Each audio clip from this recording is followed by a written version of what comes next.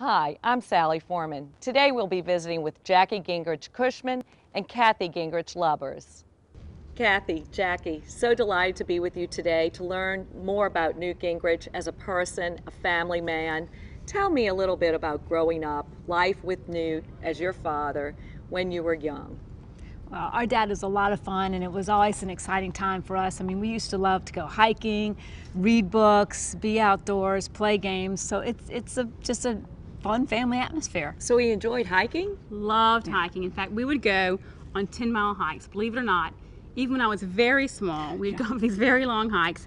And the good news, since I was a younger child, is if I got really tired, he would pick me up and put me on his shoulders, and you had to walk. I'm sorry about that. But we spent a lot of time outdoors. He's a great, great fun guy. Terrific story. So tell us a little bit about life at home. Dad worked at a university. He worked long days, I'm sure. Tell me about when he would come home, what the night was like. Well, we lived on a dead-end street, so for us, we wouldn't wait for him to come home. We would go out to the top of the street to greet him. I mean, it's always fun to hear what had happened at school that day and to catch up and share a little bit of what we had done. So it was a very, fun time for us to sort of unwind as we walked down the street. So when he came home, family meals? Oh, definitely, a lot of family meals. But it was fun because our dead-end street was on a hill, so you could literally see him and hear him as he walked over. And we would follow him around like the Pied Piper and then go home. And a lot of our time at home, I have to say, was spent reading.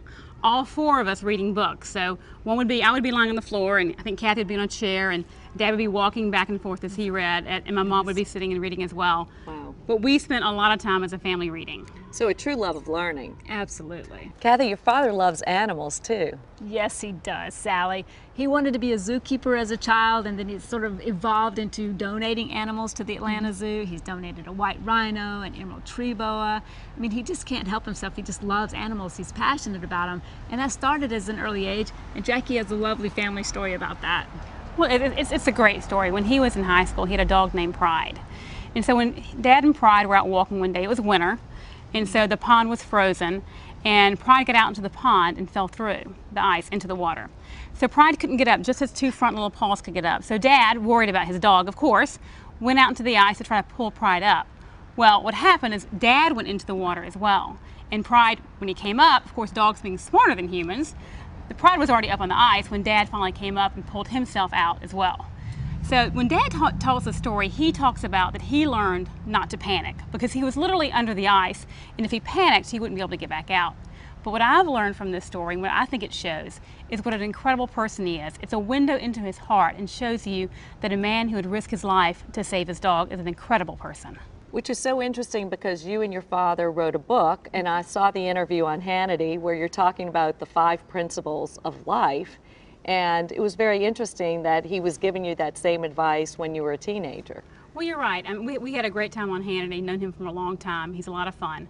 And joining me now are former Speaker of the House, Newt Gingrich, and his daughter, Jackie Gingrich Cushman, who are the authors of a new book that, by the way, unlocks the secret of success, 5 principles for a successful life, from our family to yours. It collects the wisdom accomplished people in a variety of fields, and those 5 principles: dream big, work hard, learn every day, enjoy life, be true to yourself. Mr. Speaker, Jackie, good to see you guys. Welcome back to the program. Good to be with you. Well, you have the whole issue about learning through failure. You're the historian, Mr. Speaker. Just look at the whole life of Abraham Lincoln. There's a lot of failure there, a lot of disappointment, a lot of struggle in life. Well, and you know that recently Cliff and I did a movie on Ronald Reagan, Rendezvous with Destiny. Look at Reagan's life. Reagan gets beaten in '76. People think he's too old. Bill Kristol told me a great story about his father late in '76 saying to him, maybe Jack Kemp could run in 1980 because, Reagan will be too old. And then you look at Reagan coming back. You look at how hard that recession was in '81, '82, where his popularity dropped down, and then he came back again. I do think there's an argument for persistence. We both want Maggie and Robert, who I hadn't thought about, but we're the same ages right now that you were when I kept getting beaten. Not a particularly happy memory, by the way. So what is your father like to work with, Kathy? He's a lot of fun. He's very energetic. His mind is just always open and looking for the opportunities and the paths, and he's always trying to solve problems and solve puzzles, and that's one of the strengths that he has. He's also able to take in a great deal of information, synthesize it, and come up with a much better solution than any one person would have on their own. I've always found him very fun, very encouraging, very determined, hardworking, and also just fun because he's my dad. Jackie, talk about his work ethic. Oh my gosh, he's got an incredible work ethic. He can get up at 6:30, start working at 7, if not earlier, and then work all the way through until 11:30 or midnight. But he's the kind of person that really gains energy by being around people. So other than we feel drained after a speech, he feels really energized, and he loves to learn. So this incredible love for learning means that when he goes places, he asks lots of questions, and that gets his mind, to your point, Kathy, you know, it starts working, and the next thing you know is he's grabbed 10 different bits of information and created 20 new things.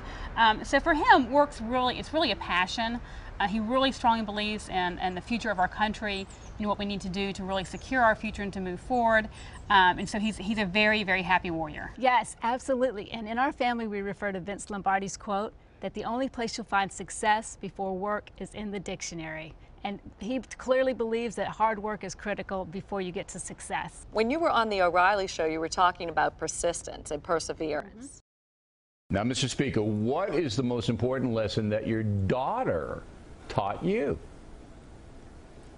I think the passion she puts into raising her 2 children. I have been amazed, impressed, and delighted with how totally committed she is to being a good mother and to bringing those 2 kids up and to being part of their lives. And that has really been something I admire really deeply in the way she's done it. It's been remarkable. He's talked about his faith recently in the last several years. Tell me a little bit about that.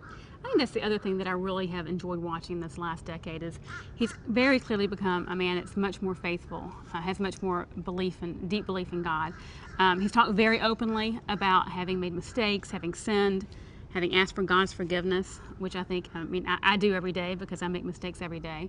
And I've watched him grow into a much more faithful person. And that to me is very encouraging, not just for him, but also for me, because my faith has also grown. I have children now, so I think when you have children, you become a little more faithful and you begin to understand the importance of what life's all about. But to also know that I have the opportunity in front of me to continue that growth. Tell me a little bit about Callista. She's terrific, Sally. She's a lot of fun. She's very interesting. She works hard. She's disciplined. She loves music. She has a lot of great skills. And my dad loves her, and that's really important to me. And she's been working very hard in this campaign, so it's been very impressive to see the 2 of them work together. What are some of the qualities about your father that you know that the public may not know? Well, I think one of the most important things is how he's changed and grown since he left the speakership. I see a very different man today than he was then. He was obviously branded then by the press as someone who was, one of the headlines was the Grinch that stole Christmas. Well, let me tell you, he's my dad. He's never stolen my Christmas. So that really is not a good way to label him, right? But the fact is, he's much wiser than he was. He's founded companies. He's become a successful businessman. He's hired people. He now has 2 grandchildren because I have 2 children. And I think these have all taught him a couple of things. One is to listen a lot, to really listen to people and to think about it. And I think the other thing is to really slow down, to enjoy life and to enjoy being with those that he's with, and also patience and perseverance. So he is a much wiser, much different man than he was when he was Speaker. Does he look back on those times and say, I learned these particular lessons along the way? Is he insightful looking back? I think absolutely. He's been very honest that looking back upon his speakership, that there were things that now he would not do then. But he will say that there were some great things under his leadership as Speaker. We balanced the budget, we cut taxes, we reformed welfare, we cut spending. We had huge accomplishments. So he was incredibly successful, and he had leadership at the national level. But what he'd say to you is he wasn't prepared for the level of national press attention that the speakership brought with it, and that's where I really think he learned most of his lessons. And what about you, Kathy? What would you say is the most redeeming quality that you admire in your father? What I love most about my father would be that he's a lifelong learner, he's courageous, he's wise, he's fun. What I love most is that he's really fun, he's really smart, he has great experience, and he loves being with his family. We really have a great time with him. And he really loves us.